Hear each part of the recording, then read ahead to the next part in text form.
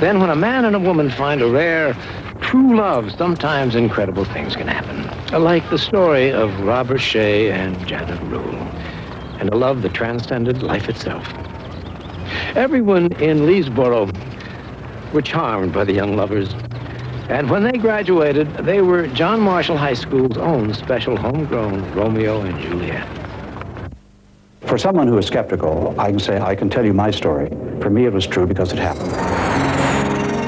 That doesn't make any sense. Yes, it does. Look. I love you forever. See? That's sweet. I mean it. Thank you.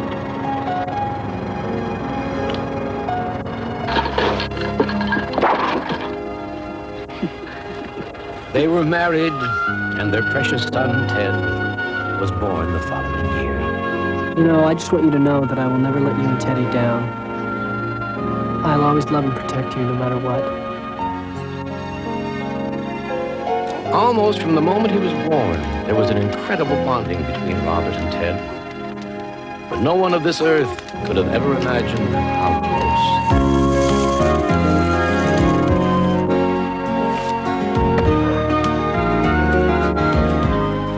Robert's steady efforts and loyalties earned promotions and raises at a local lumber yard. But for him, that wasn't enough. He took specialized college courses and worked night after night at home perfecting his craft. He desperately wanted to be a commercial artist. Several times each year, Robert would travel to New York City. There he would make the rounds of advertising agencies and design firms, showing off his work, hoping for his big break. Robert was always looking for a way to ensure that Janet and Ted would never want for anything, and perhaps fate stepped into his plans in that spring. Some of Robert's designs had caught the eye of a major company and brought the opportunity for an interview in New York. The job meant a quantum leap for Robert to move closer to his sworn goal. Welcome aboard, Robert. Thank you very much, Mr. Wilson. I hope you have a long and rewarding association with us. Oh, I'm sure that I will. Take care. Yeah, you too. Whatever else happened, Janet and Ted would now have financial security.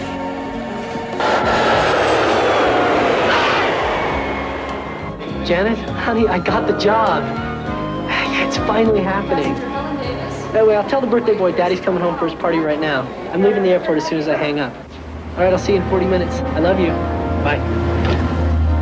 At that moment, with a new job in hand, Robert Shea considered himself the happiest and luckiest man alive. But who can ever know when fortune will suddenly change?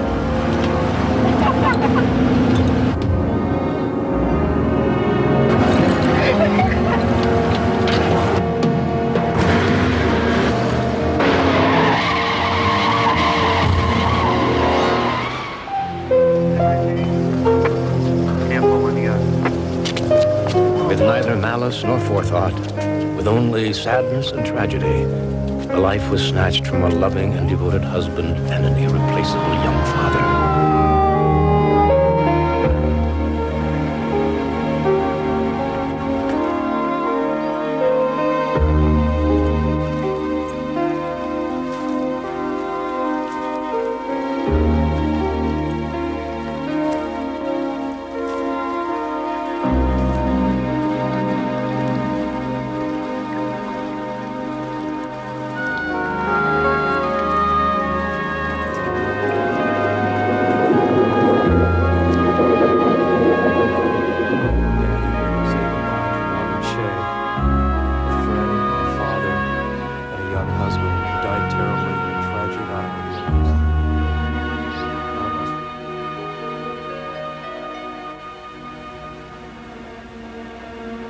The trauma of Robert's death left Janet devastated.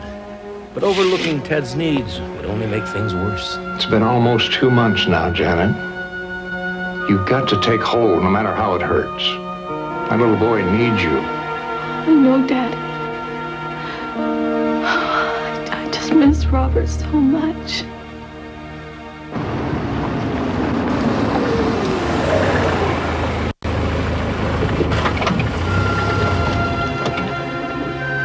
There was more than $6,000 in the bank after Robert's final check.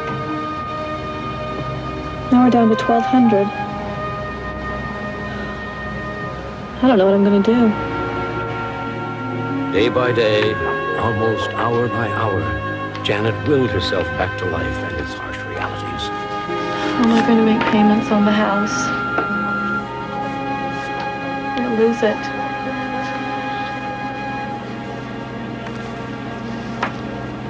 Robert. I need you. I need you so much. Then, at the very bottom of her grief and loss, the forces of the miracle began gathering. Daddy. Okay.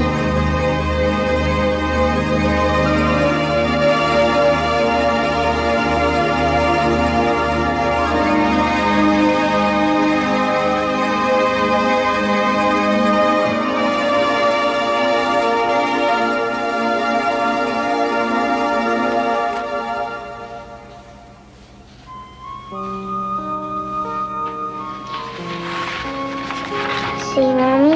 Daddy wants me to show you these drawings.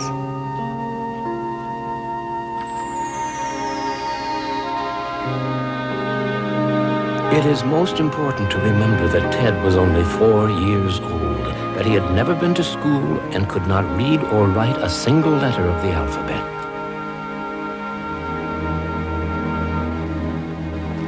What Ted had written bore a strong resemblance to the shorthand taught by Robert by his college buddy, Jack Knowles.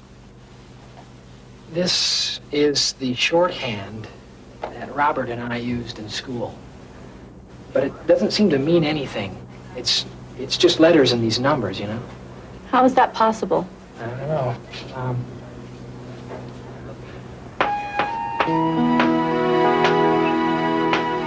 Then, as Jack put the first letters and numbers up on the board, Janet could hardly believe what she saw. It's Robert.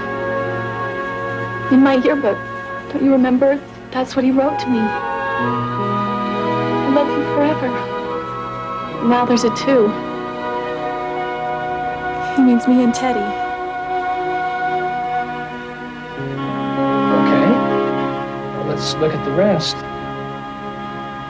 Jack Knowles translated the remainder of the shorthand symbols into a puzzling series of letters and numbers.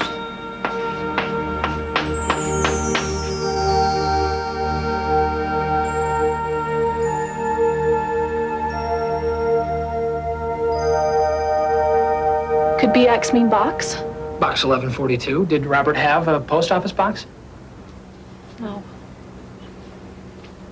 34 ST. Could be street. But there isn't a 34th Street in town. What about BK? Bank, maybe? What about MD and TN? Maryland? Tennessee? 34th Street. What was that movie about 34th Street? Miracle on 34th Street. That's in New York. Jack immediately checked the business directory for New York. Look at this. There's a Midtown Bank on 34th Street in Manhattan. Safety deposit. Box 1142. Jack Knowles put a call into the bank, but they would not release depositor information over the phone. The family all agreed to come up with the money for Janet to make the trip to New York. Would you verify that this is your husband's signature, please? There was no doubt the Yes, signature on the that's it. bank papers was Thank you. Robert's. If you come around this way. The safety deposit box had been rented during one of Robert's early trips to New York. Would you like to step into this room?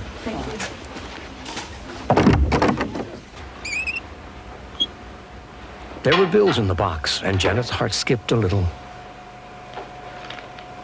$925. It would take half that just to pay for the trip to New York. She was about to close the box when she saw the folded paper in the bottom.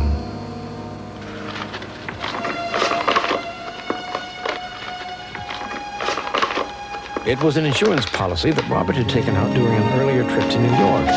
It was a $100,000 policy with a double indemnity clause for accidental death.